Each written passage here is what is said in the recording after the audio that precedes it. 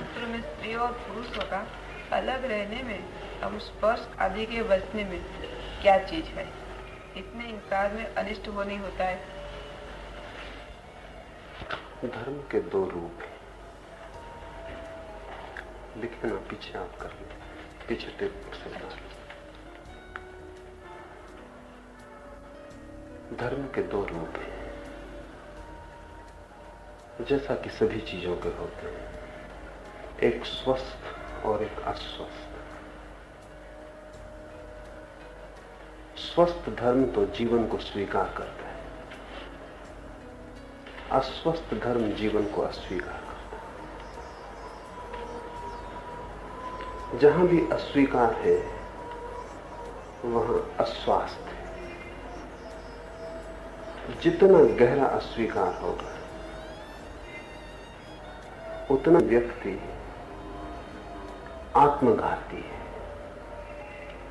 जितना गहरा स्वीकार होगा उतना ही व्यक्ति जीवनोन्मुख है।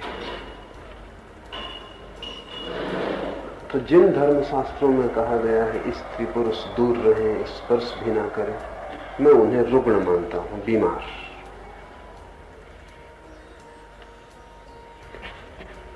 स्वस्थ तो मैं उस बात को मानता हूं जो जीवन में, जीवन की जो सहजता है, जो जीवन का निसर्ग भाव है, उसका जहां अंगीकार हो। तो ऐसे धर्म शास्त्र भी हैं जो स्त्री पुरुष के बीच किसी तरह की कलह, द्वंद्व और संघर्ष नहीं करते। उन्हीं तरह के धर्म शास्त्रों का नाम तंत्र है। और मेरी मान्यता यह है कि जितनी गहरी पहुंच तंत्र की है जीवन के संबंध में, उतनी इन क्षुद्र शास्त्रों की नहीं है जहां निषेध किया गया। मैं तो समर्थन में नहीं हूं, क्योंकि मेरी मान्यता ऐसी है कि जगत और परमात्मा दो नहीं है। परमात्मा जगत की ही गहनतम अनुभूति है और मोक्ष कोई संसार के विपरीत नहीं है, बल्कि संसार के अनुभव में ही जाग जाने का नाम है।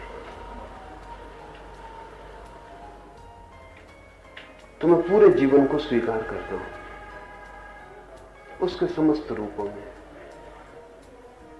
स्त्री पुरुष इस जीवन के दो अनिवार्य अंग हैं, और एक अर्थ में पुरुष भी अधूरा है और एक अर्थ में स्त्री भी अधूरी है। उनकी निकटता जितनी गहन हो सके उतनी ही ऐक्य का अनुभव शुरू होता है। तो मेरी दृष्टि में स्त्री पुरुष के प्रेम में परमात्मा की पहली झलक उपलब्ध होती है, और जिस व्यक्ति को स्त्री पुरुष के प्रेम में परमात्मा की पहली झलक उपलब्ध नहीं होती, उसे कोई भी झलक होनी उपलब्ध मुश्किल है। स्त्री पुरुष के बीच जो आकर्षण है वो अगर हम ठीक से समझें तो जीवन का ही आकर्षण है, और गहरे समझें तो स्त्री पुरुष के बीच का जो आकर्षण है वो परमात्मा की ही लीला का हिस्सा है, उसका ही आकर्षण है। तो मेरी दृष्टि में उनके बीच के आकर्षण में कोई भी पाप नहीं है। लेकिन क्या कारण से स्त्री पुरुष को कुछ धर्मों ने, कुछ धर्म शास्त्रों ने, कुछ धर्म गुरुओं ने एक शत्रुता का भाव पैदा करने की कोशिश की? गहरे में एक ही कारण है। मनुष्य के अहंकार पर सबसे बड़ी चोट प्रेम में पड़ती है। जब एक पुरुष एक स्त्री के प्रेम में पड़ जाता है या एक स्त्री एक पुरुष के प्रेम में पड़ती है, तो उन्हें अपना अहंकार तो छोड़ना ही पड़ता है। प्रेम की पहली चोट अहंकार पर होती है। तो जो अति अहंकारी है वो प्रेम से बचेंगे। बहुत अहंकारी व्यक्ति प्रेम नहीं कर सकता, क्योंकि वो दांव पे लगाना पड़ेगा। प्रेम का मतलब ही है कि मैं अपने से ज्यादा मूल्यवान किसी दूसरे को मान रहा हूं। उसका मतलब ही यह है कि मेरा सुख गौण है। अब किसी दूसरे का सुख ज्यादा महत्वपूर्ण, और जरूरत पड़े तो मैं अपने को पूरा मिटाने को राजी हूं ताकि दूसरा बच सके। और फिर प्रेम की जो प्रक्रिया है उसका मतलब ही है कि एक दूसरे में लीन हो जाना। शरीर के तल पर यौन भी इसी लीनता का उपाय है। शरीर के तल पर प्रेम और गहरे तल पर इसी लीनता का उपाय है। लेकिन दोनों लीनताएं हैं, एक दूसरे में डूब जाना और एक हो जाना, एक फ्यूजन। फासला मिट जाए और कहीं मेरा मैं खो जाए, अस्तित्व रह जाए, मैं का कोई भाव ना रहे। तो प्रेम से सबसे ज्यादा पीड़ा उनको होती है जिनको अहंकार की कठिनाई है। तो अहंकारी व्यक्ति प्रेम नहीं कर सकता। अहंकारी व्यक्ति प्रेम के भी विरोध में हो जाएगा और अहंकारी व्यक्ति काम के भी विरोध में हो जाएगा। ऐसे अहंकारी व्यक्ति अगर धार्मिक हो जाएं तो उनसे जिस धर्म का जन्म होता है वो रुग्ण धर्म है, और ऐसे अहंकारी व्यक्ति अक्सर धार्मिक हो जाते क्योंकि उन्हें जीवन में अब कहीं जाने का उपाय नहीं रह जाता। जिसका प्रेम का द्वार बंद है उसके जीवन का भी द्वार बंद हो गया, और जिसे प्रेम का अनुभव नहीं हो रहा है उसके जीवन में दुख ही दुख रह गया। अब इस दुख से उबरने के लिए कोई रास्ता खोजेगा। वो प्रेम में खो नहीं सकता तो अब वो कहीं और खोने का रास्ता खोजे, तो वो परमात्मा की कल्पना करेगा, मोक्ष की कल्पना करेगा। लेकिन उसका परमात्मा और मोक्ष अनिवार्य रूप से संसार के विरोध में होगा, क्योंकि वो संसार के विरोध में है। संसार से मतलब वो प्रेम के विरोध में है, शरीर के विरोध में है। तो उसका जो परमात्मा है उसकी कल्पना का वो विपरीत होगा संसार के, एक अर्थ में संसार का दुश्मन होगा। ऐसा जो आदमी धार्मिक हो जाए तो रुग्ण धर्म पैदा होता है, और ऐसे लोग अक्सर धार्मिक हो जाते हैं। ऐसे लोग शास्त्र भी लिखते हैं, ऐसे लोग अपने विचार का प्रचार भी करते हैं, और दुनिया में बहुत दुखी लोग हैं। वो इस आशा में कि इस तरह के विचारों से आनंद मिलेगा वो भी इस तरफ झुकते हैं, और दुनिया में सभी के पास थोड़ा बहुत अहंकार है। तो जिनके भी अहंकार को थोड़ी बढ़ावा पाने की इच्छा हो वो भी इस ओर झुक जाते हैं। अहंकारी आदमी हमेशा आक्रामक होता है, तो वो अपने धर्म को लेकर भी आक्रमण करता है दूसरों पर, उनको कन्वर्ट करता, उनको समझाता, बुझाता, बदलता। और चूंकि वो प्रेम, काम, जीवन के सामान्य संबंधों से अपने को दूर रखता है, स्वभावतः ऐसा लगता है कि वो बड़ा त्याग कर रहा है, और जिन चीजों में हमें सुख मिल रहा है उन सबको छोड़ रहा है। इसलिए हमारे मन में भी आदर पैदा होता है। आदर तभी पैदा होता है जब हमसे विपरीत कोई कुछ कर रहा हो जो हम ना कर पा रहे हैं, वो कोई कर रहा हो तो आदर पैदा होता है। और वो आक्रामक है, अहंकारी है, वो सब भांति अपने विचार को हमारे ऊपर थोपने की कोशिश करता है। हम उससे राजी ना भी हो पाए तो कम से कम हम में वो अपराध भाव, गिल्ट तो पैदा कर ही देता है कि तुम पाप कर रहे हो, तुम जो कर रहे हो वो गलत है और पाप है, इतना भाव तो वो पैदा कर ही देता है। इस भाव के बड़े मजेदार परिणाम होते हैं। इसका बड़ा परिणाम तो ये होता है कि जो आप कर रहे हैं वो छोड़ तो नहीं पाते क्योंकि वो स्वाभाविक है, लेकिन अब उसे करते वक्त आपको अपराध की प्रतीति होने लगती, तो प्रेम जो है वो पाप हो जाता है। प्रेम भी करते हैं और भीतर कहीं गहरे में ये भी लगता रहता है कि कुछ गलत कर रहे हैं, कुछ पाप कर रहे हैं। इसका परिणाम यह होता है कि प्रेम से जो भी सुख मिलता था वो मिलना बंद हो जाता है। प्रेम जारी रहता है और सुख इस अपराध भाव के कारण मिलना बंद हो जाता है। जिस चीज में भी अपराध भाव पैदा हो जाए उसमें सुख नहीं मिल सकता। सुख के लिए पहली बात जरूरी है कि मन में अहोभाव हो, अपराध भाव ना हो।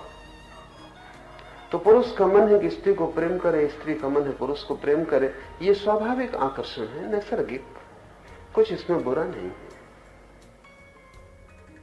लेकिन अब वो जो अपराध पैदा कर देंगे त्यागी, वो जहर बन जाएगा। तो स्त्री पुरुष एक दूसरे के प्रति आकर्षित भी होंगे और साथ ही विकर्षित भी होंगे। एक दोहरी धारा, द्वंद्व और विपरीत स्थिति बन जाएगी, एक भीतरी कंट्राडिक्शन खड़ा हो जाए। ये सारी मनुष्य जाति में उन्होंने पैदा कर दिया। इसके उनको फायदे हैं, क्योंकि जब आपको प्रेम से कोई सुख नहीं मिलता तो उनकी बात बिल्कुल ठीक लगने लगती कि न तो इसमें कोई सुख है, और सुख नहीं मिलता इसलिए नहीं कि प्रेम में सुख नहीं मिलता इसलिए कि उन्होंने पाप का भाव पैदा कर दिया। अगर कोई बच्चे को समझा दे कि श्वास लेने में पाप है तो श्वास लेने में दुख मिलने लगेगा। हम जो भी समझा दें उसमें दुख मिलने लगेगा।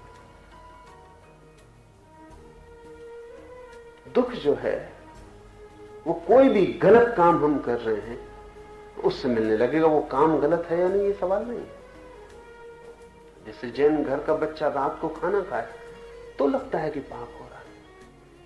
जब मैंने पहली दफा रात में खाना खाया तो मुझे वॉमिट हो गई, एकदम उल्टी हो गई, क्योंकि 14 साल तक मैंने कभी रात खाना खाया नहीं था, घर को कभी खाता नहीं था, और रात खाना पाप था चाहे। और जब पहली दफा विद्यार्थियों के साथ पिकनिक पे चला गया और वहां कोई जैन नहीं था, सब हिंदू थे, और उन्होंने कोई दिन में कोई फिक्र नहीं की भोजन बनाने की या खाने की। अब मेरे अकेले के लिए मुझे अच्छा भी नहीं लगा कि कुछ कहूं। दिन भर की थकान, पहाड़ी पे चढ़ना, दिन भर की भूख, और फिर रात उनका खाना बनाना मेरे सामने, तो भूख भी, उनके खाने की गंध भी, तो मैं राजी हो गया। फिर मैंने सोचा कि इतने लोग इतने दिन से खा के अभी तक नर्क नहीं गए, एक दिन ही खा लेने से नर्क नहीं चला जाऊंगा। नर्क तो नहीं गया, लेकिन रात मेरी तकलीफ में पड़ गई, मैं नर्क में ही रहा, क्योंकि मुझे उल्टी हो गई खाने के बाद। 14 साल तक जिस बात को पाप समझा हो उसको एकदम से भीतर ले जाना बहुत मुश्किल है। उस दिन जब मुझे उल्टी हो गई तो मैंने यही सोचा कि बात पाप ही है, नहीं तो उल्टी कैसे हो जाए। तो विशियस सर्किल है विचार के, तो दुष्ट चक्र है। जिस चीज को हम पाप मान लेते हैं उसमें सुख नहीं मिलता, दुख मिलने लगता है, और जब दुख मिलने लगता है तो उसे और भी पाप मान लेने का गहरा भाव हो जाता है। जितना गहरा पाप मानते हैं उतना ज्यादा दुख मिलने लगता है। इस भांति 5000 साल से त्यागवादी आदमी की गर्दन पकड़े हुए, और वो बीमार लोग, रुग्ण, जीवन को जो भोग नहीं सकते, क्योंकि जीवन के भोगने के लिए जो अनिवार्य शर्त है उसको वो पूरी नहीं कर सकते,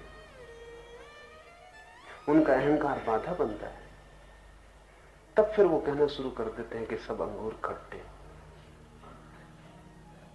और वो इतना प्रचार किया हुआ अंगूर खट्टे होने का कि अंगूर खट्टे हैं या नहीं, जब आप उनको मुंह में डालते हैं तो आपके दांत कहते हैं कि खट्टे हैं। प्रचार इतना बड़ा है।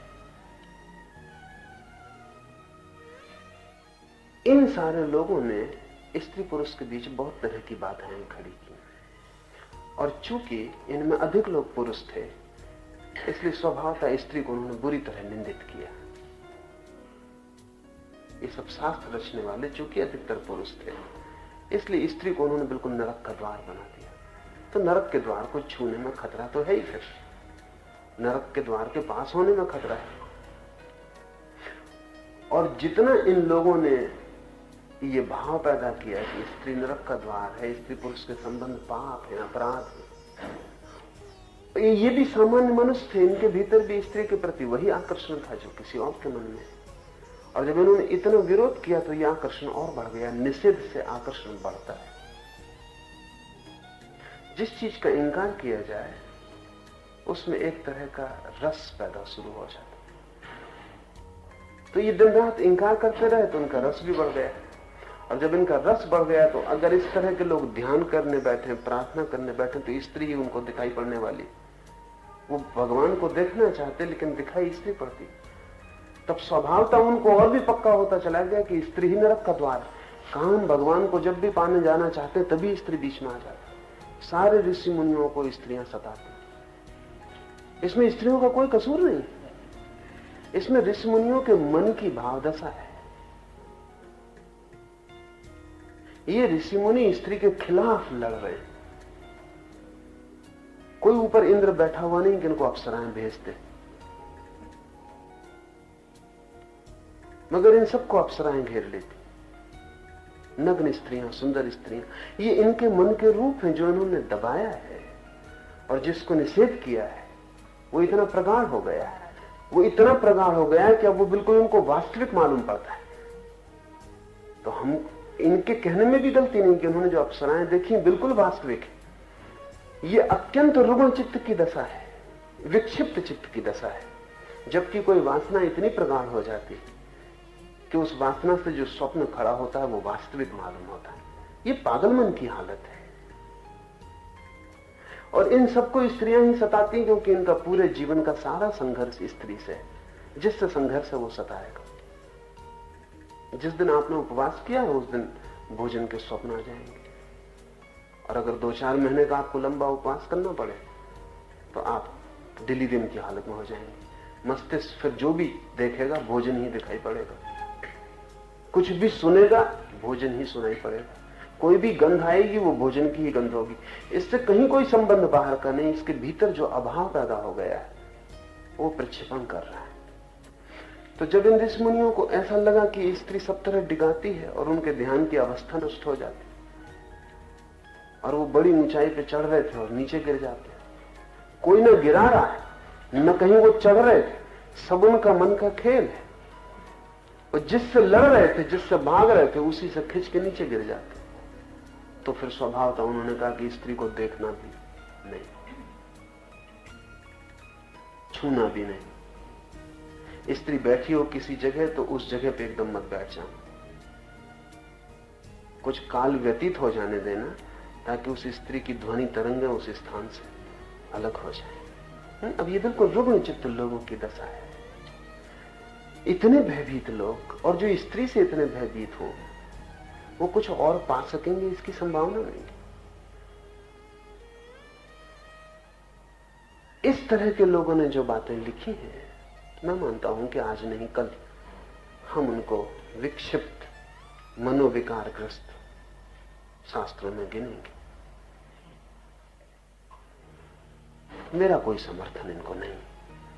मेरा तो मानना ऐसा है कि जीवन में मुक्ति का एक ही उपाय है कि जीवन का जितना गहन अनुभव हो सके, और जिस चीज के हम जितने गहन अनुभव में उतर जाते हैं उतना ही उससे हमारा छुटकारा हो जाता है।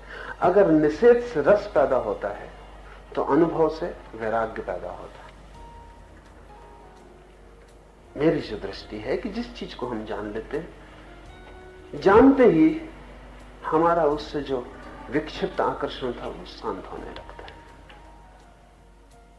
और स्वभावतः काम का आकर्षण सर्वाधिक है, होगा, क्योंकि हम उत्पन्न काम से होते हैं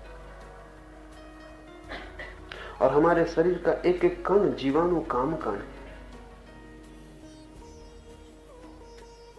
माता पिता के जिस कामाणु से निर्माण होता है, फिर उसी का विस्तार हमारा पूरा शरीर है। तो हमारा रोण रोण काम से निर्मित है, पूरी सृष्टि काम सृष्टि है। इसमें होने का मतलब ही है काम वासना के भीतर होना। जैसे हम श्वास ले रहे हैं हवा में, उससे भी गहरा हमारा अस्तित्व काम वासना में है, क्योंकि श्वास लेना तो बहुत बाद में शुरू होता। बच्चा जब पेट से मां के पैदा होगा और जब रोएगा तब पहली श्वास लेगा। इसके पहले भी 9 महीने वो जिंदा रह चुका है, और वो 9 महीने जो जिंदा रह चुका है वो तो उसकी काम ऊर्जा का ही सारा फैलाव है। तो वो जो काम ऊर्जा से हमारा सारा शरीर निर्मित है, कण कण निर्मित है, श्वास से भी गहरा हमारा उसमें अस्तित्व छिपा हुआ है। उससे भाग के कोई बच नहीं सकता, क्योंकि भागोगे कहां? वो तुम्हारे भीतर है, तुम ही हो। तो मैं कहता हूं कि उससे भागने की कोई जरूरत नहीं, और भागने वाला उपद्रव में पड़ जाता है। तो जीवन में जो है उसका सहज अनुभव, उसका स्वीकार, और जितना गहरा अनुभव होता है उतने हम जाग सकते हैं। इसलिए मैं तंत्र के पक्ष में हूं, त्याग के पक्ष में नहीं हूं। और मेरा मानना है जब तक त्यागवादी धर्म दुनिया से समाप्त नहीं होते तब तक दुनिया सुखी नहीं हो सकती, शांत भी नहीं हो सकती। सारी रोग की जड़ इनमें छिपी। तंत्र की दृष्टि बिल्कुल उल्टी है। तंत्र कहता है कि अगर स्त्री पुरुष के बीच आकर्षण है तो इस आकर्षण को दिव्य बनाओ, इससे भागो मत, इसको पवित्र करो। अगर काम वासना इतनी गहरी है तो इससे तुम भाग सकोगे भी नहीं। तो इस गहरी काम वासना को ही क्यों ना परमात्मा से जुड़ने का मार्ग बनाओ। और अगर सृष्टि काम से हो रही है तो परमात्मा को हम काम वासना से मुक्त नहीं कर सकते, नहीं तो कुछ होने का उपाय नहीं रह जाता। अगर कहीं भी कोई शक्ति है इस जगत में तो उसका हमें किसी न किसी रूप से काम वासना से संबंध जोड़ना ही पड़ेगा, नहीं तो इस सृष्टि के होने का कहीं कोई आधार नहीं रह जाता। इस सृष्टि में जो कुछ हो रहा है ये किसी न किसी रूप में परमात्मा से जुड़ा है। और हम आंखें खोल के चारों तरफ देखें तो सारा काम का फैलाव है। आदमी में तो हम बेचैन हो जाते हैं, वो ऋषि मुनि भी आदमी में बेचैन हो जाते हैं, लेकिन और तरफ उनको ख्याल में नहीं आता। सुबह जब पक्षी गीत गा रहे हैं तो उनको लगता है कि बड़ी दिव्य बात हो रही, लेकिन वो पक्षी जो पुकार लगा रहा है वो सब काम वासना की। और जब फूल खिलते हैं ऋषि की वाटिका में तो वो सोचता है बड़ी अद्भुत बात, और फूलों को जाके भगवान को चढ़ा रहा है, लेकिन सब फूल काम वासना के रूप, वो वीर्याणु है, उनमें छिपा बीज है जन्म का। और फूलों पर तितलियां घूम कर उनके वीर्याणुओं को लेकर दूसरे फूलों से जाके मिला रही। तो फूल देख के तो ऋषि खुश होता है कि उसको ख्याल में नहीं कि फूल जो है वो काम वासना का रूप है। पक्षी का गीत सुनकर खुश होता है, मोर नाचता है तो खुश होता है, कोयल पुकारती तो खुश होता है, लेकिन उसे पता नहीं सिर्फ आदमी में क्यों परेशान है। आदमी से क्या परेशानी है, वही काम, लेकिन आदमी के काम से वो परिचित है, वो उसकी खुद की पीड़ा है। बाकी पूरी प्रकृति काम का फैलाव है। यहां जो भी दिखाई पड़ रहा है वो सबके भीतर काम छिपा हुआ है। सारा फैलाव, सारा खेल उसका। तो जो काम इतने गहरे में है वो परमात्मा से जुड़ा होगा। तंत्र कहता है सबसे ज्यादा गहरी चीज काम वासना है, क्योंकि उससे ही जन्म होता है, उससे ही जीवन फैलता है। तो इस गहरे तंतु का हम उपयोग कर लें, इस तंतु से लड़े ना, बल्कि इस तंतु को धारा बना लें जिसमें हम बह जाएं। और काम वासना को अगर कोई धारा बना ले, ध्यान बना ले, समाधि बना ले, तो दोहरे परिणाम होते हैं। वो जो ऋषि निरंतर चाहता है त्यागवादी कि छुटकारा हो जाए, वो भी हो जाता है। और दूसरा परिणाम यह होता है कि ये व्यक्ति काम वासना से भी छूट जाता है, और काम वासना के कारण अहंकार से भी छूट जाता है। तो तंत्र की साधना ही स्वस्थ साधना है। तो मैं तो विरोध में नहीं हूं, न तो मैं विरोध में हूं कि स्पर्श से बचे वो, न बच सकते हैं। ऐसा ऊपर से बचेंगे तो भीतर अप्सराएं सताएंगी, उससे इस पृथ्वी की स्त्रियों में कुछ ज्यादा उपद्रव नहीं। बचने की बात ही मैं मानता हूं गलत है। भागना क्यों, डरना क्यों? जीवन जैसा है उसके तथ्य में जागरूक होना है। अगर मेरे मन में किसी चीज के प्रति आकर्षण है तो मैं इस आकर्षण को समझने की कोशिश करूं, क्या है यह आकर्षण, क्यों है यह आकर्षण, और इस आकर्षण को मैं कैसे सृजनात्मक करूं कि इससे मेरा जीवन खिले और विकसित हो, ये मेरा विध्वंस न बन जाए, और इस आकर्षण का मैं उपयोग कैसे करूं, ये सवाल है। तो इस आकर्षण का गहरा उपयोग ध्यान के लिए हो सकता है।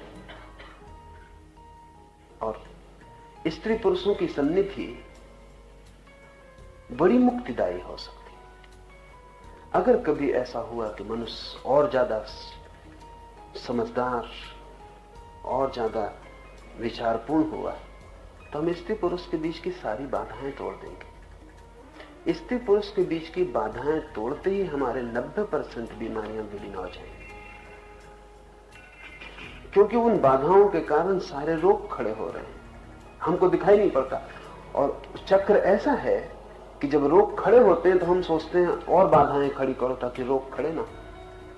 अब मैं एक गांव में था और कुछ बड़े विचारक और संत साधु मिलकर अश्लील पोस्टर विरोधी एक सम्मेलन कर रहे। तो उनका ख्याल है कि अश्लील पोस्टर लगता है दीवार पर इसलिए लोग काम वासना से परेशान रहते हैं, जबकि हालत दूसरी, लोग काम वासना से परेशान है इसलिए पोस्टर में मजा है। ये पोस्टर कौन देखेगा? पोस्टर को देखने कौन जा रहा है? पोस्टर को देखने वही जा रहा है जो स्त्री पुरुष के शरीर को देख ही नहीं सका, जो शरीर के सौंदर्य को नहीं देख सका, जो शरीर की सहजता को अनुभव नहीं कर सका, वो पोस्टर देख रहा है। पोस्टर इन्हीं गुरुओं की कृपा से लग रहे हैं, क्योंकि ये इधर स्त्री पुरुष को मिलने जुलने नहीं देते, पास नहीं होने देते। तो इसका परवर्टेड विकृत रूप है कि कोई गंदी किताब पढ़ रहा है, कोई गंदी तस्वीर देख रहा है, कोई फिल्म बना रहा है, कोई, क्योंकि आखिर ये फिल्म कोई आसमान से नहीं टपकती, लोगों की जरूरत है। इसलिए सवाल ये नहीं कि गंदी फिल्म क्यों, सवाल ये कि लोगों में जरूरत क्यों। ये तस्वीर जो पोस्टर लगती कोई ऐसे मुफ्त पैसा खराब करके नहीं लगाता है, इसका कोई उपयोग है। इसे कहीं कोई देखने को तैयार है, मांग है इसकी। वो मांग कैसे पैदा हुई है?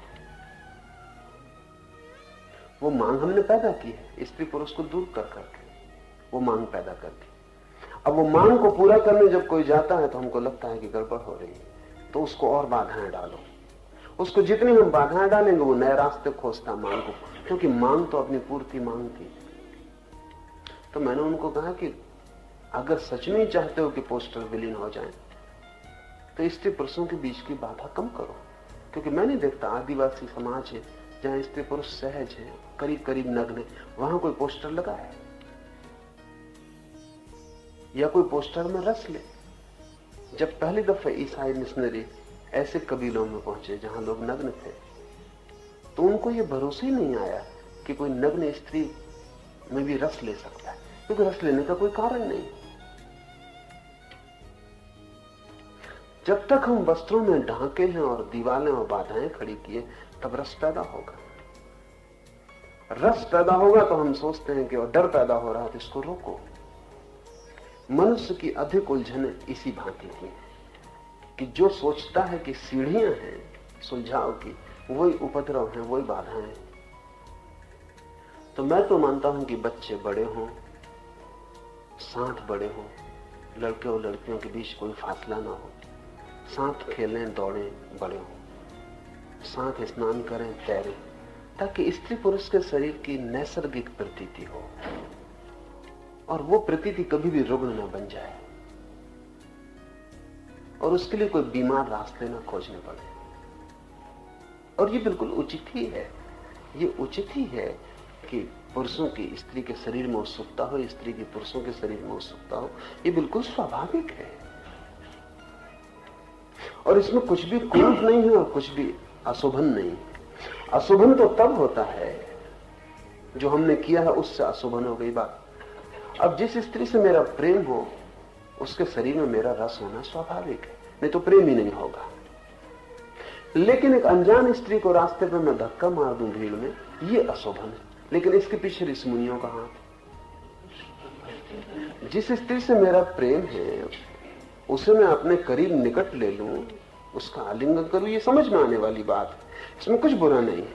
लेकिन जिस स्त्री को मैं जानता ही नहीं, जिससे मेरा कोई लेना देना नहीं, रास्ते पर मौका भीड़ मिल जाए तो मैं उसको धक्का मार दूं, उस धक्के में कुछ बीमार बात है। वो धक्का क्यों पैदा हो रहा है? वो धक्का किसी जरूरत की कमी है। जिससे प्रेम हो सकता है उसको मैं कभी पास नहीं ले पाता। वो रुग्ण हो गई मेरी वृत्ति। अब मैं धक्का मारने में भी रस ले रहा हूं। तो भीड़ में धक्का ही मार के चला गया तो भी समझो कि कुछ सुख पाया, और सुख इसमें मिल नहीं सकता। गिलानी मिलेगी मन को, निंदा मिलेगी, अपराध का भाव पैदा होगा, तो मैं समझूंगा कि मैं पाप कर रहा हूं, और जितना मैं समझूंगा मैं पाप कर रहा हूं उतना स्त्री मेरे बीच का फासला बढ़ता जाएगा, और जितना फासला बढ़ेगा इसको मिटाने की मैं बेहूदी कोशिश करूंगा, और ये चलता रहेगा। तो मैं तो स्त्री पुरुष को निकट लाना चाहता हूं, इतने निकट कि उनको ये प्रतीति नहीं रह जानी चाहिए कि कौन स्त्री है कौन पुरुष है। स्त्री पुरुष होना 24 घंटे का बोध नहीं होना चाहिए। वो बीमारी है अगर इतना बोध बना रहता है तो। स्त्री पुरुष होना 24 घंटे का बोध नहीं होना चाहिए। वो मिटेगा तभी जब हम बीच में फासले मिटाएंगे। और इसके गहरे परिणाम हो कि समाज की अश्लीलता, गंदा साहित्य, गंदी फिल्में, बेहुदा वृत्तियां वो अपने आप गिर जाएं और एक ज्यादा स्वस्थ मनुष्य का जन्म हो। और ये जो स्वस्थ मनुष्य, इसकी मैं आशा कर सकता हूं कि धार्मिक हो सके, क्योंकि जो स्वस्थ ही नहीं हो पाया अभी, उसके धार्मिक होने की कोई आशा मैं नहीं मानता। तो एक तो धर्म है जो अधर्म से भी बुरा है, अस्वस्थ धर्म, उससे तो अधर्म ठीक। और एक धर्म है जो अधर्म से श्रेष्ठ है, और उसे मैं कहता हूं स्वस्थ धर्म। जीवन की समझ, प्रतीति, अनुभव, होश, इससे पैदा हुआ धर्म। स्त्री पुरुष जितने निकट होंगे उतना ही ये जो उपद्रव है शांत हो जाए, और ये उपद्रव शांत हो जाए तो असली खोज शुरू हो। क्योंकि आदमी बिना आकर्षण के नहीं जी सकता, और अगर स्त्री पुरुष का आकर्षण शांत हो जाता है तो वो और गहरे आकर्षण की खोज में लग जाता है। बिना आकर्षण के जीना मुश्किल है, वही प्रयोजन है। और जो स्त्री पुरुष में लड़ता रहता है उसका आकर्षण तो कायम रहता है, दूसरा आकर्षण का कोई उपाय नहीं है। परमात्मा मेरे लिए प्रकृति में ही गहरे अनुभव का नाम है, और जिस दिन वो अनुभव होने लगता है उस दिन ये सारे जिनसे हम बचना चाहते थे इनसे हम बच जाते हैं, पर बिना कोई चेष्टा किए। एक तो कच्चा फल है जिसको कोई झटका देकर तोड़ ले, और एक पका हुआ फल है जो वृक्ष से गिर जाता है। न वृक्ष को खबर होती कि वो कब गिर गया, न फल को खबर होती कब गिर गया, न फल को लगता है कि कोई बड़ा भारी प्रयास करना पड़ा, न कहीं कुछ होता नहीं, सब चुपचाप हो जाता। तो जीवन के अनुभव से एक वैराग्य का जन्म होता है जिसको मैं पका हुआ फल कहता हूं, और जीवन से लड़ने से एक वैराग्य का जन्म होता है जिसको मैं कच्चा फल कहता हूं। सब तरफ घाव छूट जाते और उन घावों का भरना मुश्किल। तो मैं तो ऐसे किसी शास्त्रों के पक्ष में नहीं। मेरा तो मानना यह है कि जो भी प्रकृति से उपलब्ध है उसका समग्र सर्वांगीण स्वीकार, और उसी स्वीकार से रूपांतरण।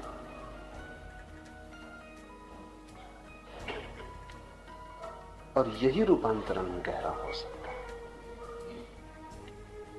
संघर्ष में मेरा भरोसा नहीं,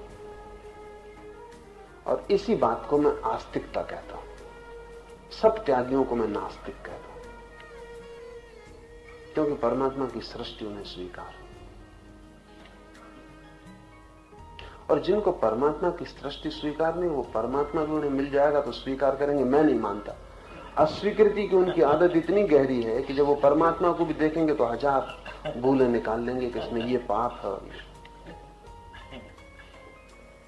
शोपेनहावर ने कहीं कहा है कि हे परमात्मा, तू तो मुझे स्वीकार, तेरी सृष्टि स्वीकार नहीं। लेकिन अगर परमात्मा स्वीकार है तो उसकी सृष्टि अनिवार्य रूप में स्वीकृत हो जाती है, और अगर उसकी सृष्टि स्वीकार नहीं है तो बहुत गहरे में हम उसे भी स्वीकार नहीं कर सकते। कैसे स्वीकार करेंगे?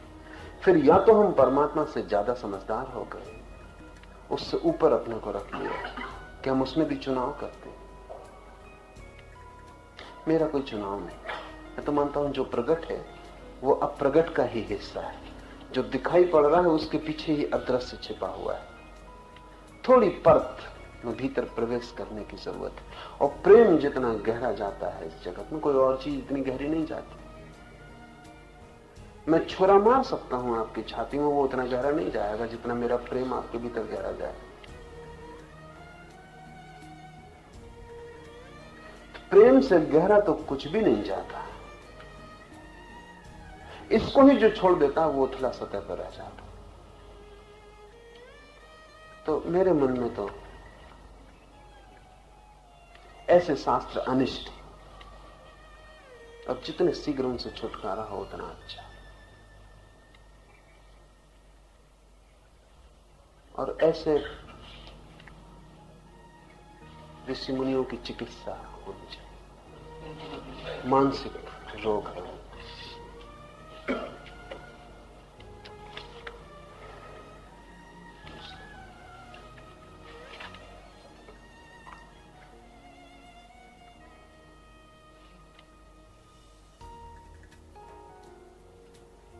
जो अभी सब साधु संत आते वो चमत्कार बताते हैं, उसको सब लोग बहुत मानते हैं। चमत्कार के विचार में आपका क्या बात है?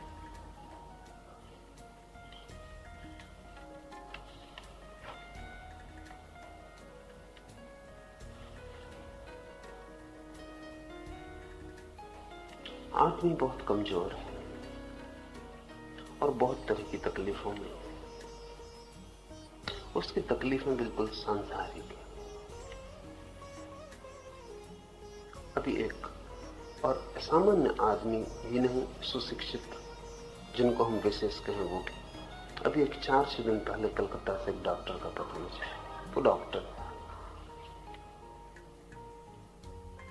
तबादला करवाना है कलकत्ता से बनारस, पत्नी बच्चे बनारस में।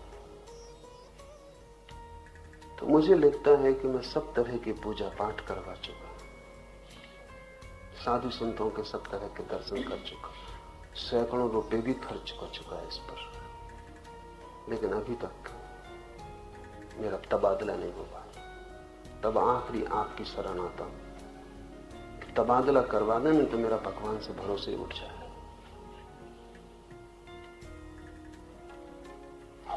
इधर मैं देखता हूं 100 में 99 आदमियों की तकलीफें ऐसी हैं, और जितना गरीब मुल्क होगा उतनी ये तकलीफें ज्यादा होंगी। किसी को नौकरी नहीं, किसी को बच्चा नहीं, किसी को बीमारी है, किसी को कोई तकलीफ नहीं, 1000 तरह की तकलीफें। ये जो तकलीफों से भरा हुआ आदमी है, ये चमत्कार की तलाश करता है।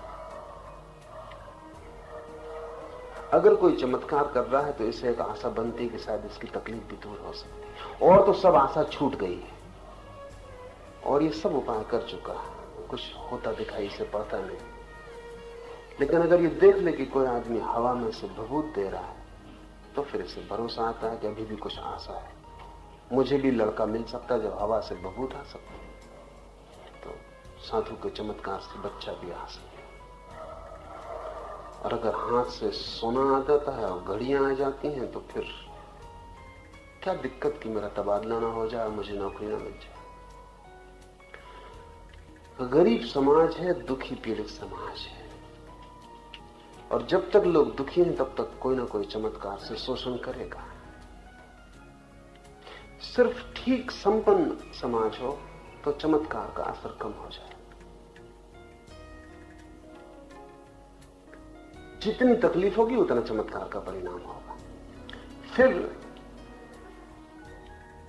चमत्कार क्या है?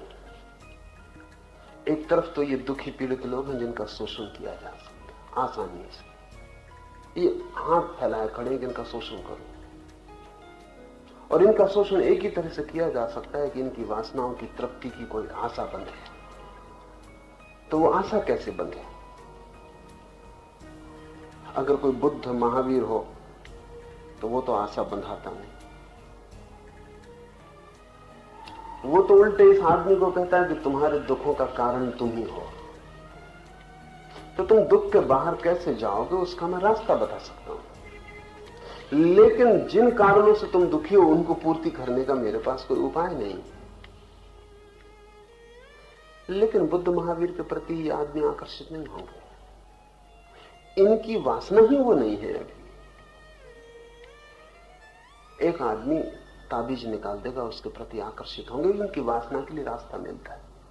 और ताबीज निकालना इतना आसान काम है कि सड़क पर मदारी कर रहा है उसको, जिसको हम 2 पैसे देने को भी राजी नहीं,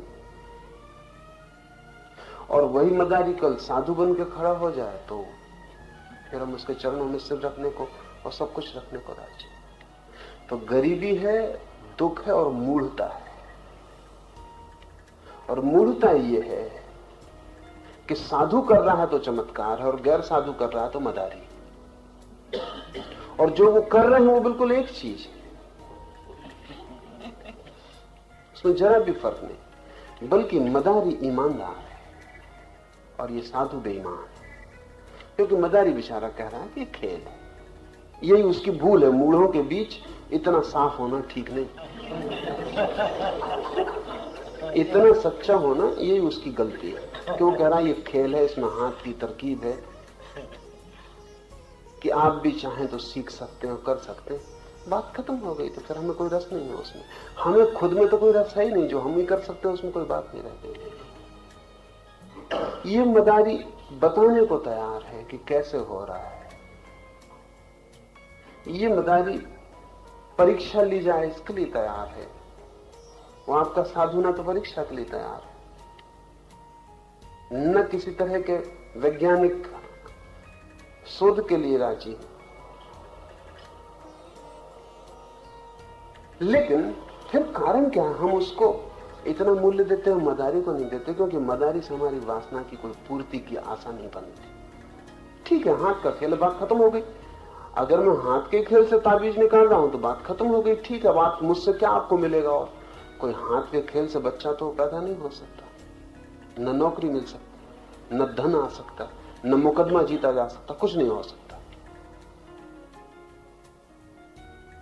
न आपकी बीमारी दूर हो सकती। हाथ का खेल तो हाथ का खेल है। ठीक है, मनोरंजन, बात खत्म हो गई। जब मैं ये दावा करता हूं कि हाथ का खेल नहीं है, ये चमत्कार है, ये दिव्य शक्ति है, तब आपकी आशा बनती, फिर आपकी आशा का शोषण होता। तो मैं मानता हूं जो भी साधु चमत्कार करते हैं उनसे ज्यादा असाधु व्यक्ति खोजने कठिन।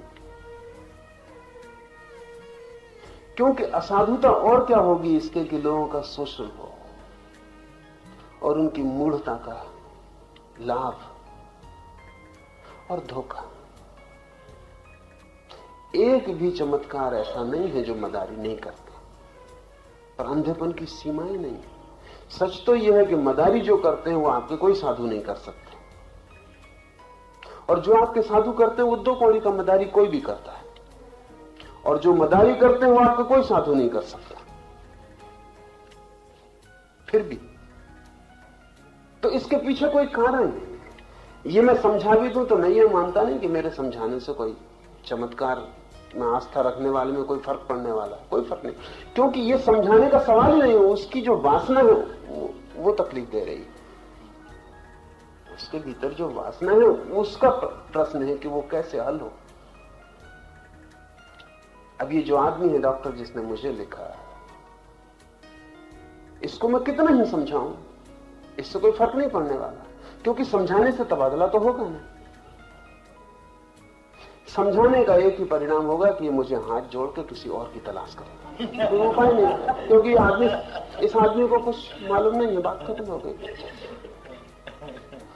इतना ही इसको परिणाम होगा और कोई परिणाम होने नहीं।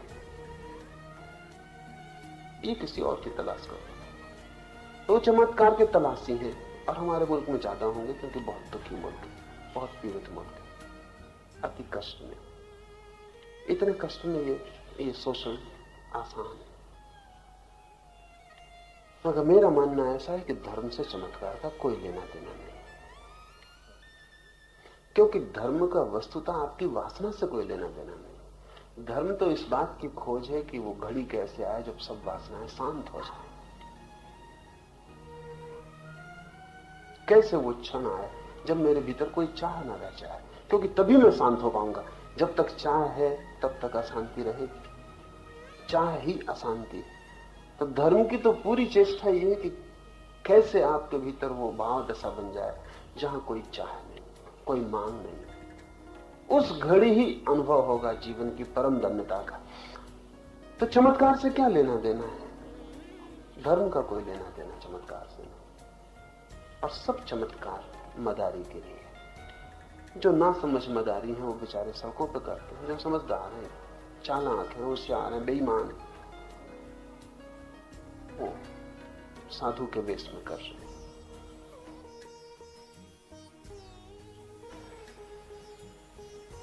और इनको तोड़ा भी नहीं जा सकता, वो भी मैं समझता हूं कि इनके खिलाफ कुछ भी कहो उससे कोई परिणाम नहीं होता। परिणाम उस आदमी पे हो सकता है जो वासना के पीछे ना हो, ऐसा आदमी खोजना मुश्किल है।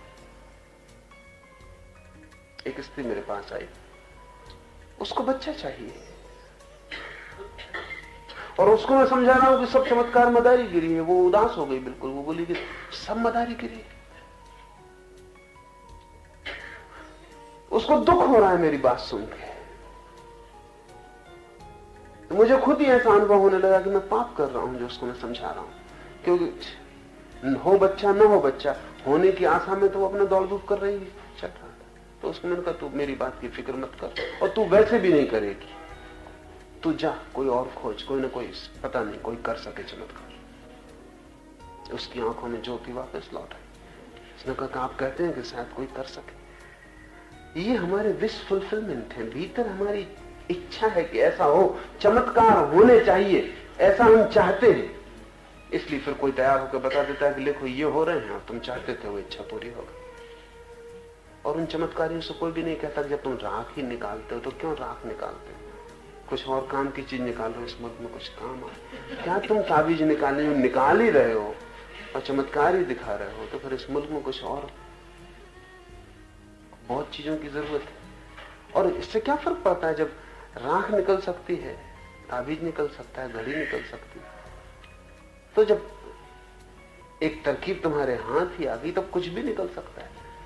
अगर एक बूंद पानी को हम भाप बना सकते हैं तो फिर हम पूरे सागर को भाप बना सकते हैं। नियम की बात है। जब नियम मेरे हाथ में आ गया कि शून्य से राख बन जाती, तब क्या दिक्कत रही है? कोई दिक्कत नहीं। ये चमत्कार दिखाने वाले इस मुल्क में दिखा रहे हैं हजारों साल चमत्कार, और ये मुल्क रोज बीमारी और गरीबी और दुख में डूबता जाता और मरता जाता, और ये दिखा के चले जाते।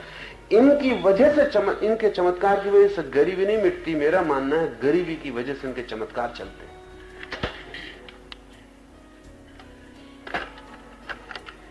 थोड़ी देर को सोचो, यहां इतने लोग बैठे हैं, अगर अभी यहां बाहर पता चले कि सत्य साईं बाबा मौजूद है, तो आपके मन में पहला ख्याल क्या आएगा? और कोई ये कह दे कि वो जो भी आपकी इच्छा है उनसे पूरी हो सकती, फिर आपकी समझने में उत्सुकता नहीं रह जाएगी।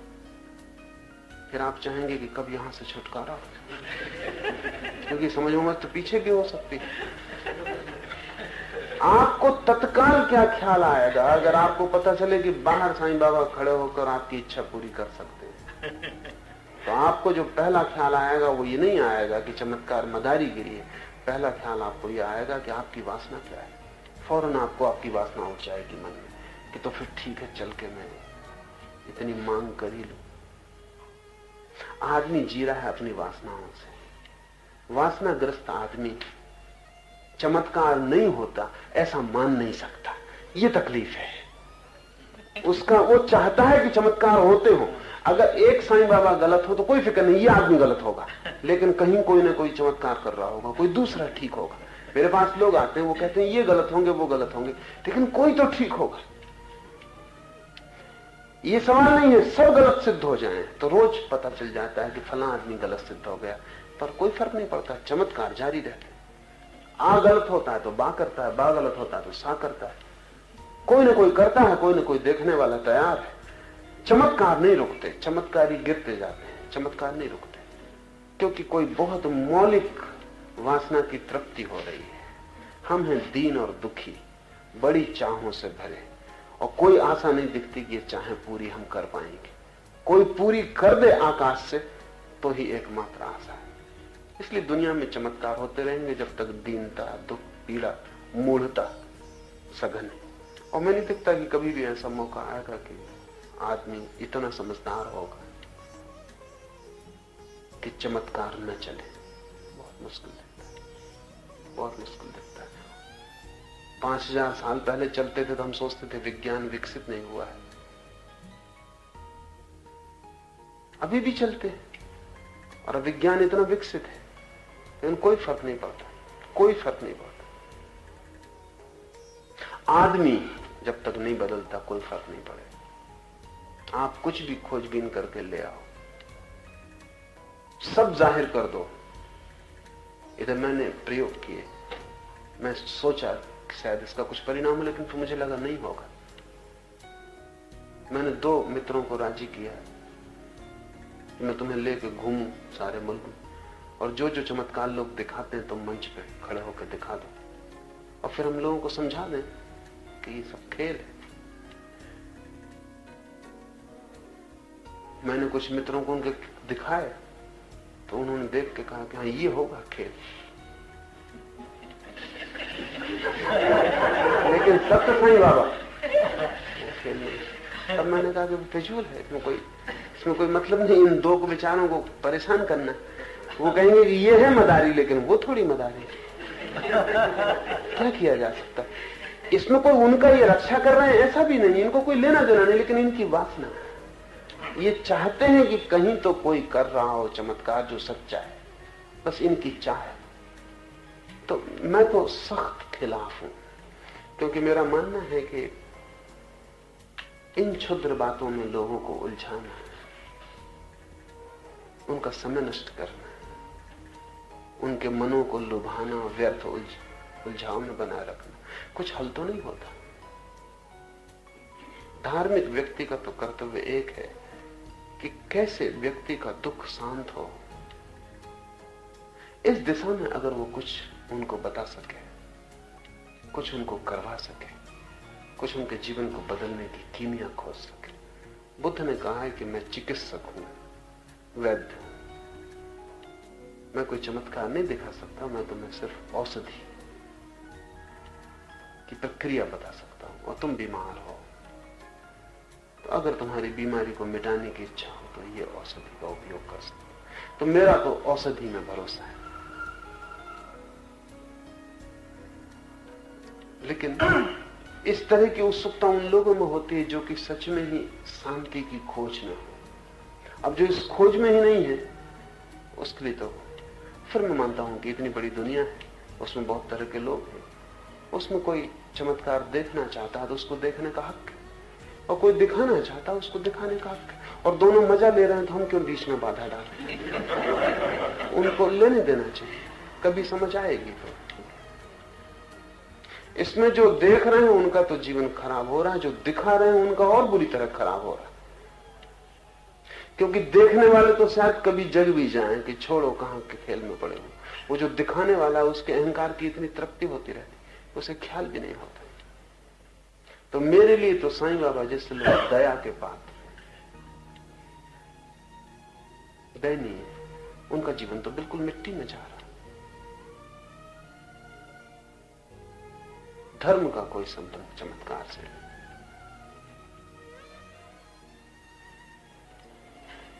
भगवान किसी को मनाए जाते हैं, भगवान किसी को मनाए जाते हैं।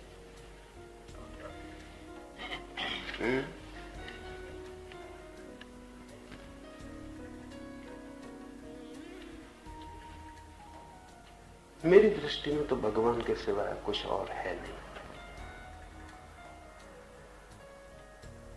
कोई जागा हुआ भगवान है, कोई सोया हुआ भगवान है, कोई अच्छे भगवान, कोई बुरे, ताकि भगवान के सिवाय कुछ भी होते हैं भगवान। बिल्कुल, क्योंकि उसके सिवाय कुछ भी नहीं।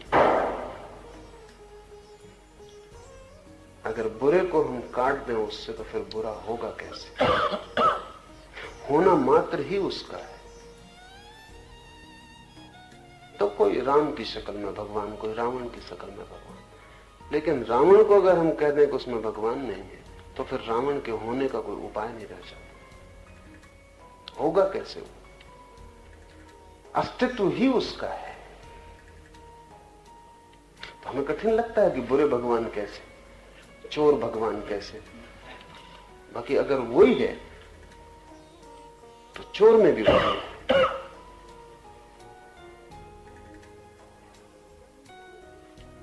उसका ही होना अगर सब कुछ है तो फिर कोई चीज उसके बाहर नहीं।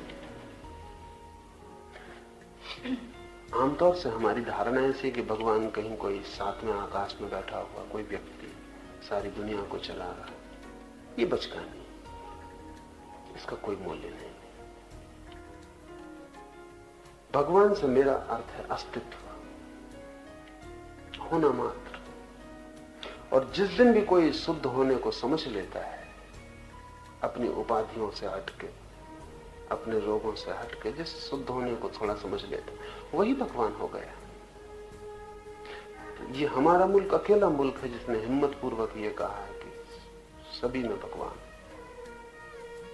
और भगवान को अलग न रख के हमने प्रत्येक के भीतर केंद्र पर रख दिया है। वो होने का सहज गुण है। न जानो सोए रहो, मत पहचानो, ये हो सकता है, मगर वो भी तुम्हारी मर्जी। कोई भगवान अपने को नहीं पहचानना चाहता तो क्या किया जा सकता, वो नहीं पहचाने। लेकिन जिस दिन भी पहचानोगे उस दिन ख्याल में आ जाएगा। तो भगवान कहीं कोई दूर कोई अलग वस्तु है ऐसा नहीं है। मेरी धारणा यह है कि तुम्हारा होना ही भगवत्ता है। और जैसे मछली को पता नहीं चलता कि सागर कहां है, पता भी कैसे चले, क्योंकि उसी में पैदा होती है, उसी में जीती, उसी में मरती। मछली को तो पता ही तब चलता सागर का जब कोई उसे खींच के किनारे पे निकाल देता। हमारी मुसीबत यह है कि भगवान को छोड़ के कोई किनारा भी नहीं जहां खींच के हमको निकाला जा सके। इसलिए हमको कोई पता नहीं चलता उसके होने का कि वो क्या है, कहां है। मछली तट पे आके तड़फती, तब उसको पता चलता है कि कुछ खो गया जो सदा था, लेकिन जब था तब पता भी नहीं चलता था। आदमी को भगवान के बाहर नहीं खींचा जा सकता है, यही तकलीफ। नहीं तो हमको पता चल जाए कि भगवान क्या है। लोग कहते हैं कि भगवान मिलता नहीं हो, मैं कहता हूं चूंकि तुमने कभी खोया नहीं, यही तकलीफ। एक दफे भी खो देते तो तुम्हें मिल जाता। मिलने के लिए खोना बिल्कुल जरूरी शर्त है, और चूंकि हम उसी में जी रहे हैं, हम वही हैं, इसके हमें पता नहीं चलता। फिर मेरे मन में चूंकि मैं देखता हूं कि बुरा भी वही है, बुराई के प्रति भी मेरे मन में कुछ बुरा भाव नहीं रह जाता। ये इसको मैं एक आध्यात्मिक रूपांतरण की कीमिया मानता हूं। अगर ये मेरा ख्याल हो कि सभी वही है, तो जिसको हम बुरा कहते हैं वो भी वही है, तो फिर बुराई के प्रति भी बुराई का कोई भाव नहीं रह जाता। ठीक है, वो भी ठीक है, शायद वो भी अनिवार्य हिस्सा है, शायद उसके बिना भी जगत नहीं हो सकता। जैसे अंधेरे के बिना प्रकाश नहीं हो सकेगा और मृत्यु के बिना जीवन नहीं हो सकेगा, शायद इसी तरह रावण के बिना राम भी नहीं हो सकता। शायद परमात्मा के होने के ढंग में ये दोनों बातें साथ साथ सम्मिलित हैं कि जब भी वो राम होगा तब रावण भी होगा, नहीं तो नहीं हो सकता। तो ये द्वंद्व जो हमें इतना विपरीत दिखाई पड़ता है, कहीं भीतर जुड़ा हुआ है। थोड़ा रावण को अलग कर लें राम की कथा से और राम के प्राण निकल जाते हैं। रावण के बिना क्या बल है कथा में बचेगा क्या? एक रावण को हटा लें तो पूरी रामायण व्यर्थ हो जाती।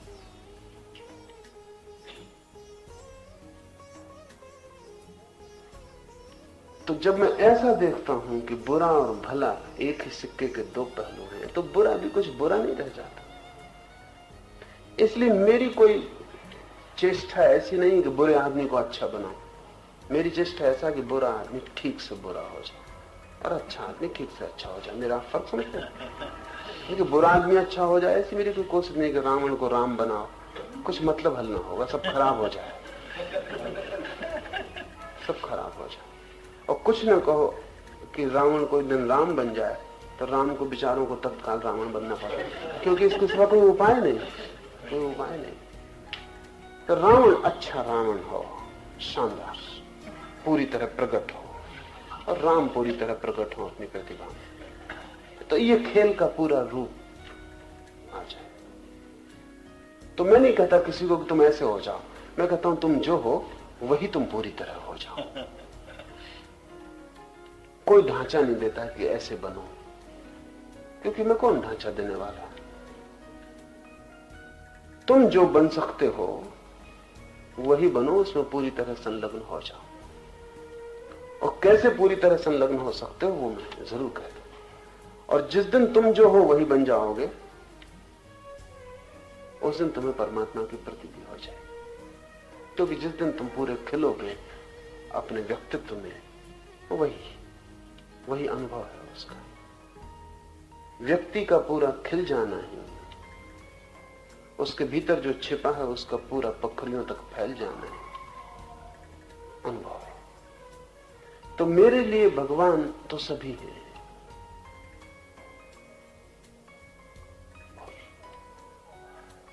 अगर इसका ख्याल भी पैदा हो जाए कि मैं भी भगवान हूं, तो तुम्हारी जिंदगी बदलनी शुरू हो जाए। क्षुद्र से जोड़ना ही क्यों नाता अपना? नाते जोड़ना हो तो विराट से जोड़ लेना चाहिए।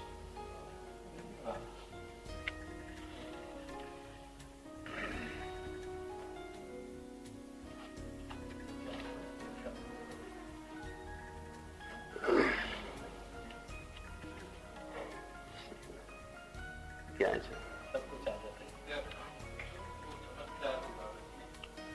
और समझाइए कि आपने जो बताया बराबर कोइंसिडेंस से कभी मेरा अगला लंगा का टाइम में परिणाम आ जाता है, होता है, तो परिणाम आता है, कोइंसिडेंस है, ऑब्जर्वेशन है, अच्छी बात है। बहुत से कारण हो सकते हैं, लेकिन चमत्कार नहीं है। चमत्कारिक भी मालूम हो, चमत्कार नहीं। आदमी के मन के बहुत से नियम हैं जिनका हमें होश नहीं है, और उन नियमों के कारण बहुत सी घटनाएं घटती हैं। एक युवक मेरे पास आता, पहली दफा जब आया तो किसी डॉक्टर ने भेजा था। उसके पेट में दर्द था और डॉक्टर इलाज कर करके परेशान हो गए। तो उसने तो सिर्फ अपनी बला टाली, क्योंकि उस डॉक्टर ने मुझे कहा कि तो बड़ी मुश्किल बात होगी। मैं तो इसको इसलिए हटाया कि ये रोज मेरे दवाखाने में बैठ जाता और इसकी वजह से दूसरे मरीजों को बुरा असर पड़ता, क्योंकि कहता साल भर हो गया अभी तक ठीक नहीं हुआ। तो मैंने इसके हाथ जोड़े, कहा कि तू उनके पास जा, उनसे ही ठीक होगा, हमसे ठीक नहीं होने वाला। सिर्फ बला टालने के लिए आपके पास भेजा था और ये ठीक हो गए। वो मेरे पास आया और कहा कि मुझे अपने हाथ का छुआ हुआ पानी दे दे। वो डॉक्टर ने कहा, भी बात क्या? उसने कहा कि बात पूछने की, साल भर से पेट की तकलीफ, और जिसको डॉक्टर ठीक ना कर पाया हो वो फिर चमत्कार से ठीक होता है, क्योंकि डॉक्टर ठीक नहीं कर पाया उसका मतलब ये कि शरीर में कोई रोग नहीं है, तो डॉक्टर ही ठीक कर लेता, मुझसे कोई बात नहीं थी। रोग सिर्फ मन में है, उसको सिर्फ ख्याल है कि पेट में दर्द है।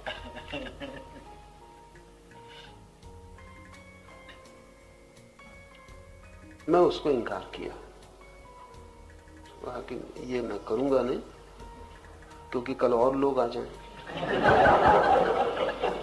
तब उसने मेरे पैर पकड़ लिए, आप क्या कह रहे हैं? मैं किसी को बताऊंगा ही नहीं, ये बात छिपती नहीं। तू साल भर से बीमार है और अगर ठीक हो गया तो तू तो ठीक हुआ, हम फंस गए, कल तो और लोग आ जाएंगे। 12 बजे रात तक मैं उसे रोके रहा। जब वो बिल्कुल छाती पीट रोने लगा, मेरी माँ मौजूद थी वहां। उसने मुझे कहा कि बेचारा सिर्फ पानी ही मांगता, 3 घंटे से मैं सुन रही तुम्हारी बातचीत, इसको पानी दो, हो ठीक न हो ठीक, झंझट मिटाओ, सो जाओ। पर 3 घंटे उसे रोकना जरूरी था, क्योंकि जितना मैंने उसे रोका उतना उसका पक्का होता गया कि पानी में कुछ है। मुझे रोकने की बात भी क्या थी?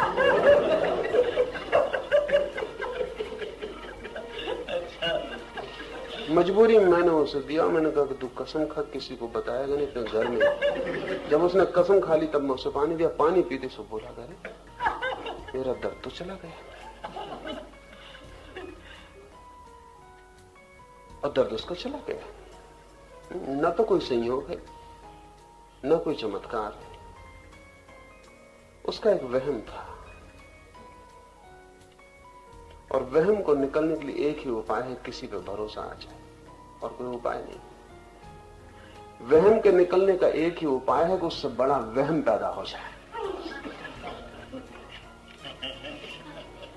उसका वहम था कि पेट में दर्द है, उसका वहम है कि मैं चमत्कारी हूं। ये बड़ा वहम है, और जो झूठा पेट में दर्द पैदा कर ले वो झूठा चमत्कारी न पैदा कर ले, इसमें कठिनाई क्या है उसका ही खेल, मेरा कोई लेना देना नहीं है। कल तक वो पेट में दर्द पैदा कर रहा था, डॉक्टर को साल भर तक जिसने हराया। वो कोई छोटा मोटा आदमी नहीं है। वहम पैदा कर सकता है, और दर्द जैसा वहम पैदा कर लिया जिसमें दुख ही पाया, तो ये तो बड़ा सुखद था मामला। उसने घूंट अंदर नहीं गया, उसने कहा गजब, ये तो चमत्कार हो गया। उसने कहा कि वो कसम वसम मैं नहीं मानूंगा, क्योंकि मेरी मां की तबीयत खराब। और आप जान के हैरान होंगे कि वो एक बोतल रखने लगा जिसको मुझसे छुआ के ले जाता था और मरीजों को ठीक करने लगा, क्योंकि उसको देख के मरीज, उसका पूरा मोहल्ला जानता था कि वो तो क्रॉनिक मरीज है, वो कोई ठीक होने वाला प्राणी नहीं। वो ठीक हो गया तो उससे लोग मानने लगे किस तरकीब से, और अनेकों को वो ठीक करने लगा। अब मैं उसको समझाऊं भी तो समझाने का कोई उपाय नहीं, क्योंकि वो ठीक हो गया है। और ठीक होने का एक नियम है, 100 में से 90 बीमारियां मानसिक, इसलिए 90 बीमारियां तो चमत्कार से ठीक हो ही सकती। वो जो 10 बीमारियां हैं जो मानसिक नहीं है, उनका भी चमत्कार से असर हो सकता है, आपको भुलाई जा सकती है। जैसे कि झूठी बीमारी पैदा हो सकती, वैसी सच्ची बीमारी भूल सकती। हिप्नोसिस में 2 तरह के प्रयोग हैं। अभी किसी को सम्मोहित किया जाए और एक खाली कुर्सी रख दी जाए। जब वो सम्मोहित हो तब उसको कहा जाए कि खाली कुर्सी पर उसका कोई परिचित व्यक्ति आके बैठ गया, फिर उससे कहा जाए आंखें खोलो, वहां कुर्सी खाली है, वो देखेगा बराबर कि फला आदमी बैठा हुआ है, जो नहीं है वो दिखाई पड़ रहा है।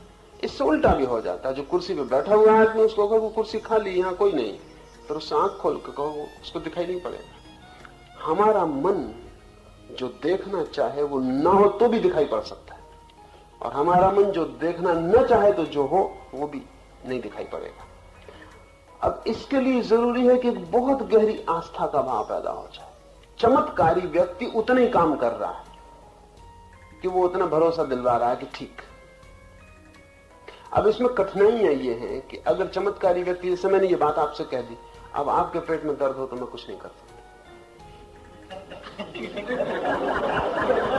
बेकार हूं, मेरा चमत्कार काम नहीं करेगा। तो आपके पेट में दर्द हो तो मैं तभी आपका ठीक कर सकता हूं जब मेरे आसपास में हवा बना के रखूं पूरी की पूरी कि मैं चमत्कारी हूं। इसमें जरा भी एक्सप्लेनेशन खतरनाक है। इसमें जरा सी व्याख्या साफ हो गई आपकी तो फिर आपको फायदा मुझसे नहीं हो सकता।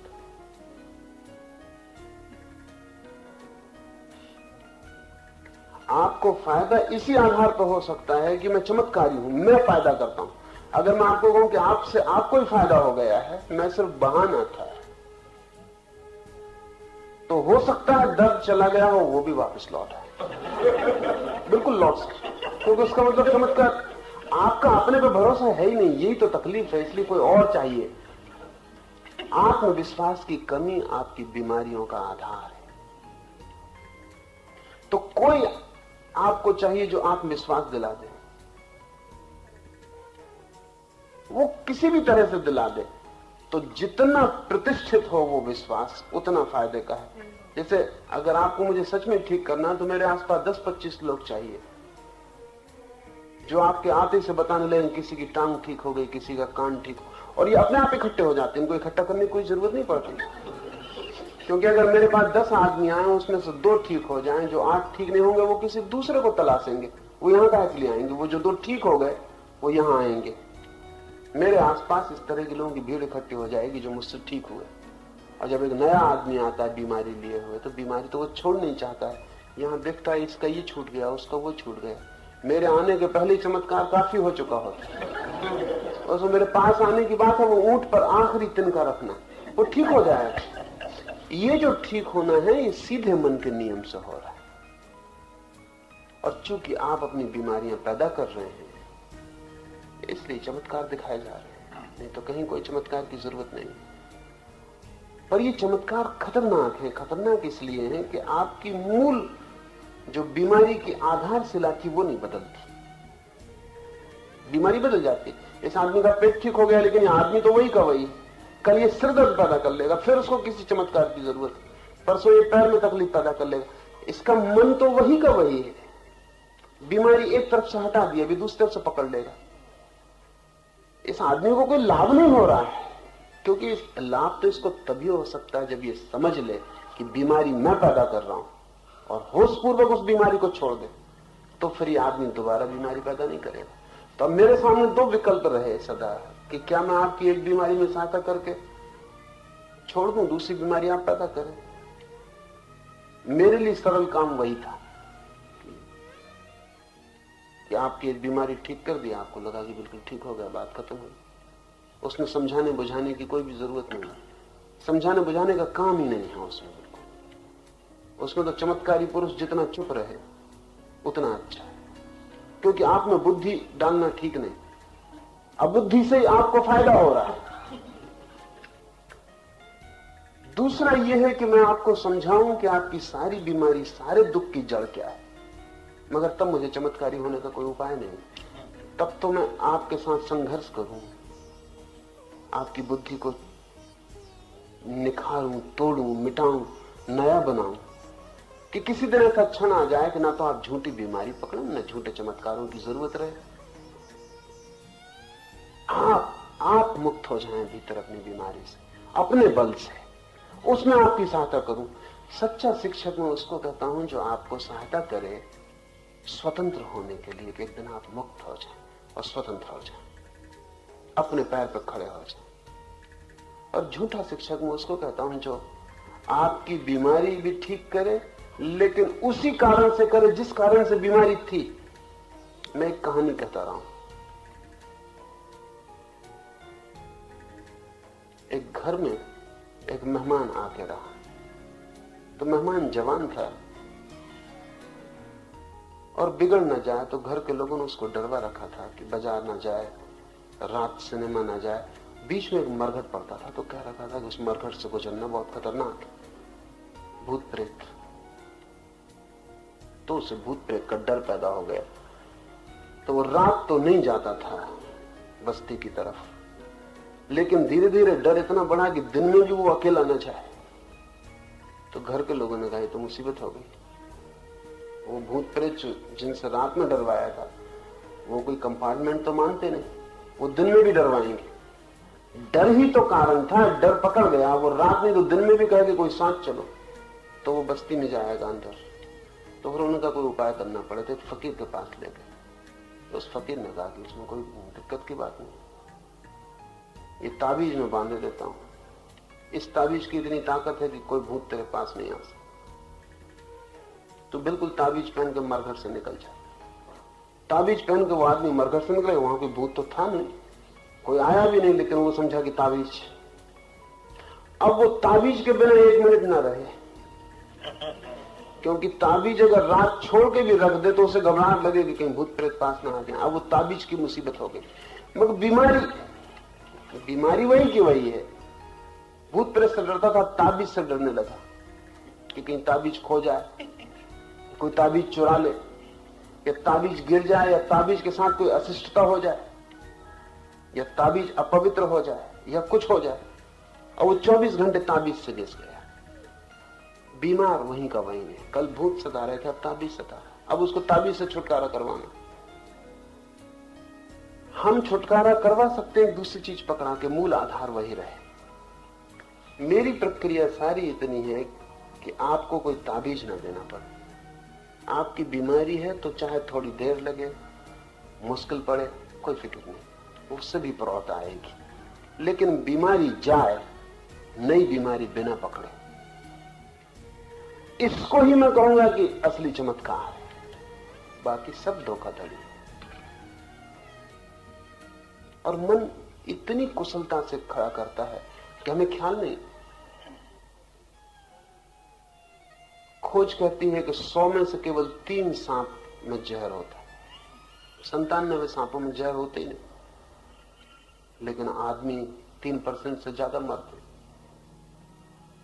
और कोई भी सांप काटे और मरने का डर पैदा हो जाता। और जहर है नहीं उसमें, आप मरते कैसे हैं? सांप में जहर है ही नहीं और आदमी काटा और आदमी मर गया। आदमी सांप से कम मरता है, सांप ने काटा इससे मरता है। असली जहर सांप में नहीं है। आदमी के मन में है कि सांप ने काट खाया, फिर चाहे चूहे ने काटा, इससे कोई फर्क नहीं पड़ता, आदमी मर जाएगा। इसलिए सांप झाड़ा जा सकता है क्योंकि कोई जहर तो होता नहीं। 97 मौके पर सांप का झाड़ने वाला सफल होगा, क्योंकि जहर तो होते नहीं। आदमी का कोई वास्तविक कारण नहीं है मरने का, सिर्फ ये ख्याल। तो मेरे एक मित्र जो सांप झाड़ने का काम करते, उन्होंने सांप पाल रखे। तो ये जरूरी है। जब उनके लड़के को सांप ने काट खाया तो वो भागे मेरे पास आए, तो आप कुछ करो। मैंने कहा तुम तो न मालूम कितनों के झाड़ चुके। उन्होंने कहा वो काम इस पर नहीं करेगा। लड़का जानता है, वो जो तरकीब है वो लड़का जानता है। ये ज्ञान के साथ ये खराबी। उस लड़के से मैंने पूछा कि तू क्यों घबरा रहा है? तेरे बाप है, उनको मुझे पता है, मुझ पे नहीं चलेगा उनका काम, क्योंकि मैं खुद ही उनका सांप छोड़ता हूं। वो जब सांप कोई काटता है तो सांप उन्होंने पाल रखे, तो भारी मंत्र पढ़ेंगे और मुंह से फंसू कर गिरेगा, फिर वो चिल्लाएंगे, चीखेंगे, फिर वो सांप को आवाज देंगे, फिर जिस सांप ने काटा है वो सांप आएगा, बाहर दरवाजे से चलता हुआ अंदर आएगा। जब वो मरीज देखता है काटा हुआ कि सांप आ गया, तो वो भी चमत्कृत हो जाता है। जिस सांप ने काटा था कभी कभी 6-6 घंटे लग जाते, क्योंकि सांप बहुत दूर। जब वो आए तब फिर सांप आता है, वो सांप आके बिल्कुल कपने लगता है, सिर पटकने लगता है झाड़ने वाले के सामने। तो मरीज आधे तो ठीक हो गया, उसने कहा गजब का चमत्कार। फिर वो सांप को कहते हैं कि वापस जहां उसको काटा है उसको वापस उसका खून पियो। तो सांप मुंह लगा के वहां से, वो सब ट्रेन सांप है, 2-4 बूंद खून की टपक आती है, वो कहते हैं बस जहर उसने वापस ले लिया। उनके लड़के को काट लिया। वो लड़का कहा कि हम खुद ही छोड़ते हैं, इसलिए बड़ी मुसीबत। और बाप भी कहे कि मेरा काम नहीं चलेगा इसमें, आप कुछ करो। तो इस सारे चमत्कार की दुनिया में आपकी वो बीमारियां दूर हो रही हैं जो कभी थी ही नहीं। इसका ये मतलब नहीं कि आप तकलीफ नहीं पा रहे थे, आप तकलीफ पा रहे थे, आप मर भी जाते, ये भी हो सकता है। और लाभ आपको पहुंचाया जा रहा है, इसलिए लाभ पहुंचाने वाले को दोष देने का भी कोई कारण नहीं। जब तक आप हो तब तक किसी को झूठा सांप झाड़ना पड़ेगा। ये आपकी वजह से उपद्रव है। आप जान के हैरान होंगे कि ऐसी घटनाएं घटी हैं। बहुत प्रसिद्ध घटना है सूफी जुन्नैद के बाबत। वो निरंतर कहा करता था कि उसने एक आदमी को मरते देखा। वो एक कॉफी हाउस में बैठा हुआ था और गपशप कर रहा था, कुछ लोग और बैठे हुए थे, और एक आदमी आया। उस कॉफी हाउस के मालिक ने कहा, अरे तुम अभी जिंदा हो? उस आदमी ने कहा, क्या बात करते, तुमको किसी ने कहा कि मैं मर गया? उसने, किसी ने कहा नहीं, हमने सोचा हुआ था, भूलो। साल भर पहले जब तुम यहाँ रुके थे तो तुम्हारे साथ 3 आदमी और रुके थे उस रात यहाँ। चारों ने रात जो खाना खाया था यहाँ, वो विषाक्त हो गया। तुम तो आधी रात उठ के चले गए, तुम्हें कहीं जाना था यात्रा पर, बाकी 3 मर गए। तो हम यही सोचते थे कि तुम मर गए होगे। उस साल भर बाद वापस लौटा था। ये सुनते वो बेहोश होकर गिर पड़ा। वो जो आदमी था साल भर पहले, जुन्नैद ने लिखा, जब मैंने उसको बेहोश होते गिरते देखा तो मुझे दुनिया के सब चमत्कार समझ में आ गए।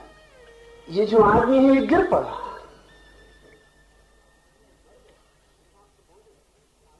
तीन मर गए, विषाक्त भोजन, साल भर का फासले मिट गया। उसको ख्याल ही नहीं रहा कि साल भर पहले की बात है। उसको होश में लाने के लिए पड़ोस से झाड़ने फूकने वाले बुलाने पड़े, बमुश्किल वो होश में आया।